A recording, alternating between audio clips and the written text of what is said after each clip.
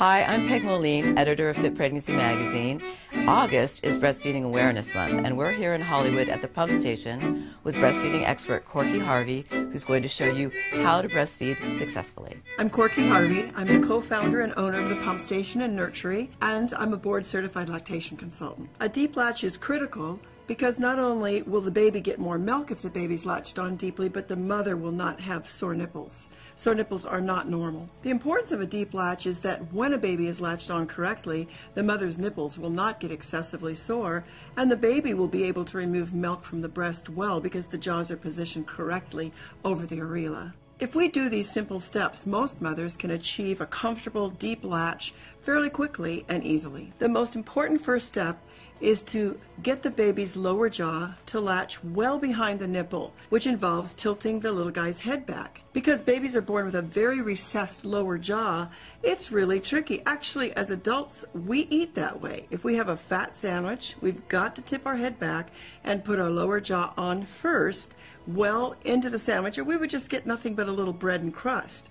So the baby must start with the lower jaw deeply on the breast first. So it's actually a two-point landing, lower jaw, then upper jaw. Something to remember is that a mom shouldn't lean forward and try to get her breast in a baby's mouth. Although it doesn't sound very much different, it is. We need to put a baby on the breast rather than a breast into the baby's mouth. We also want to work at breast level rather than having to pick up the breast and the baby. Have the baby positioned in a way that it works at your breast level. We want moms to sit up straight and comfortable. We love to have a little backrest behind their back, even their feet up on a stool so their lap is lifted, and to be incredibly comfortable. Some moms might find it more comfortable to use a nursing pillow, although it isn't necessary, and some moms can just use a bed pillow or nothing at all. I nursed 3 babies with no particular pillows because they weren't on the market in my time, and did just fine, but they can be really helpful. There are several different positions to nurse in. I find it easiest for moms to learn to latch on in football hold, but across the front works beautifully too. In the crook of your arm, not an easy way to learn because it's hard to tip the baby's head back and get the deep latch. So either what we call cross cradle hold or football hold are the easiest ways to learn. If a mother has a cesarean birth, football hold is much more comfortable than across the front. When a mother does a football hold with her baby, the baby will be at her side. She will hold the baby with the same hand as the breast she's using. When a mom does a cross cradle hold, she will put her baby to the left breast but hold the baby with her right arm. Once the baby's in proper position, in order to tilt the baby's head back, the mother needs to place her hand at the base of the baby's head, with her thumb behind one ear and her fingers wrapped around the other. So the V of her hand formed between her thumb and first finger would be in the center of the baby's back.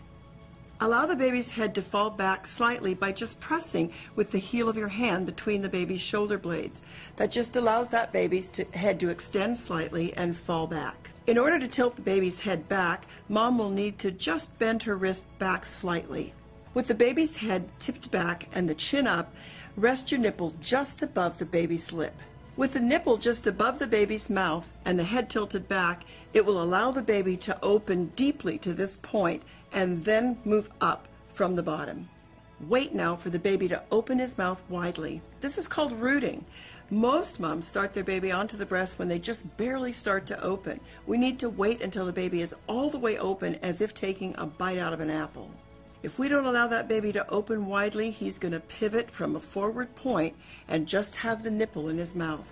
We need the jaw to open all the way back to behind the areola. The baby needs to start his lower jaw well behind most women's areola.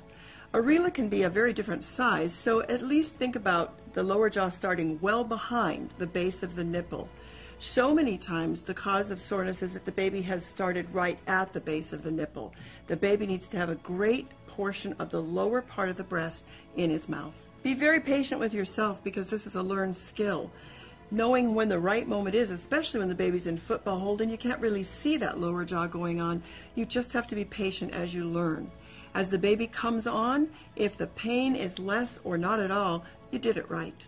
Allowing the baby's jaw to open widely is the most important part of this.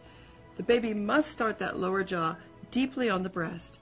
Then all you have to do is turn the head and clear the nipple and you'll have that great latch. I like to call this a two-point landing. So it's lower jaw, then upper jaw. Or I say it's 1 and 2. Another way to think about it is scooping the breast from the bottom or dragging up from the bottom. The reason we do it this way with lower jaw first and upper jaw is so that the baby gets more of that lower portion of the breast in his mouth, and then he lands the mother's nipple deep on his tongue and well into the middle of his mouth rather than in the front of the mouth. If the latch is shallow and the baby lands that nipple in the front of his mouth, then the nipple gets pulled up into the front of the palate and compressed by the lower jaw and tongue, causing severe damage. As we work with mothers every day,